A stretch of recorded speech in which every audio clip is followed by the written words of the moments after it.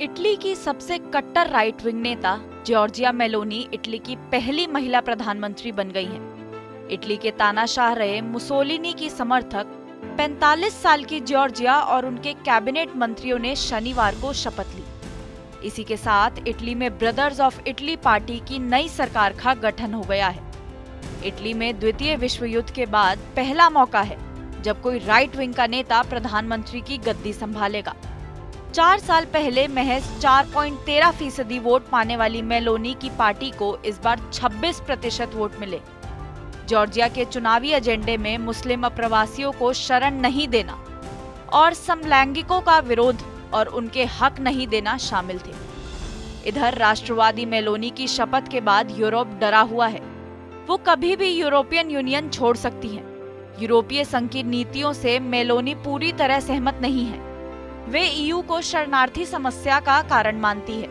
उन्होंने अपने चुनावी कैंपेन में कहा था, मुस्लिम देशों में गृह युद्ध में त्रस्त महिलाओं और बच्चों की तस्वीरें दिखाई जाती हैं, लेकिन हमारे देश में पुरुष शरणार्थी बन जाते हैं। मैं इन पुरुषों को शरणार्थी नहीं मानती।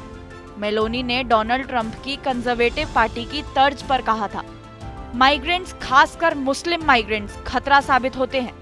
अब आपको बताते हैं कि कौन है जॉर्जिया मेलोनी और चुनाव में क्यों मिला इटली की जनता का साथ। रोम में 15 जनवरी 1977 को जन्मी जॉर्जिया मेलोनी एक इतालवी पत्रकार और पॉलिटिशियन है।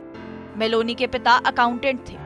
मेलोनी अंग्रेजी, स्पेनिश और फ्रेंच बोलती हैं। उनकी एक बेटी है जिसका जन्म 2006 में हुआ। मेलोनी ने 15 साल की उम्र में सेकेंड वर्ल्ड वॉर के बाद तानाशाह बेनिटो मुसोलिनी के समर्थकों की ओर से शुरू किए गए इटालियन सोशल मूवमेंट में यूथ विंग में काम किया।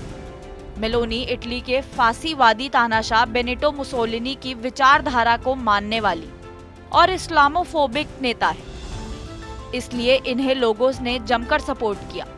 पीएम बनने से पहले मेलोनी ने मर्सियानो में मस्जिद के खिलाफ आयोजित एक प्रोटेस्ट में शामिल हुई थी। इस मौके पर मेलोनी ने कहा था कि हम किसी भी नई मस्जिद का निर्माण नहीं होने देंगे। कोई भी नई मस्जिद नहीं बनेगी जब तक हम नया कानून लेकर नहीं आते। मेलोनी ने अपने इस नए कानून को सिटीजन सेफ्टी का नाम दिया था। मेलोनी ने एक प्रोफेशनल रजिस्टर की मांग करते हुए कहा था कि इटली में कोई नई मस्जिद तब तक नहीं बनेगी जब तक इमाम की संपूर्ण जानकारी नहीं दी जाए। नमाज में क्या कहा जा रहा है ये ना बताया जाए। मस्जिदों को फंडिंग कहां से हो रही है। नमाज इटालियन भाषा में हो क्योंकि इटली मुल्क की राष्ट्रभाषा है। वहीं दूसरा बड़ा कारण वो क्लैरिटी हो जो लोगों को मेलोनी की बातों में मिली है।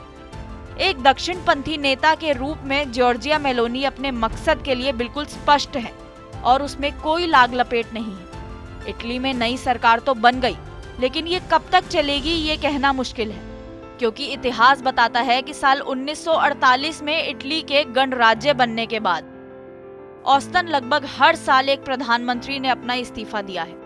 ऐसा माना जा रहा है कि मेलोनी देश की इकोनॉमी सुधारने पर कम ध्यान देंगी। इटली पर 2100 लाख करोड़ रुपए का कर्ज है। ये कर्ज उसकी जीडीपी का 150% है। ईयू को डर है कि इटली में स्थिति और खराब हो जाएगी। इटली में राजनीतिक अस्थिरता हो सकती है क्योंकि जॉर्जिया की पार्टी के पास सरकार चलाने का कोई अनुभव नहीं है।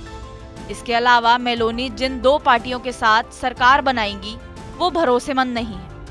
दोनों पार्टी के मुख्य नेता सिल्वियो बर्लुस्कोनी और माटेओ साल्विनी का ईयू के साथ अच्छा इतिहास नहीं है। सिल्वियो बर्लुस्कोनी और माटेओ साल्विनी महत्वाकांक्षी नेता है जो खुद को प्रधानमंत्री बनने देखना चाहते हैं। ऐसे में देखना होगा कि मेलोनी कब तक सत्ता पर काबिज रहेगी। आपको हमारा ये वीडियो कैसा लगा कमेंट बॉक्स में जरूर बताएं और ऐसे ही देश विदेश की तमाम बड़ी खबरों के लिए सब्सक्राइब करें हमारा यूट्यूब चैनल TV9 भारतवर्ष।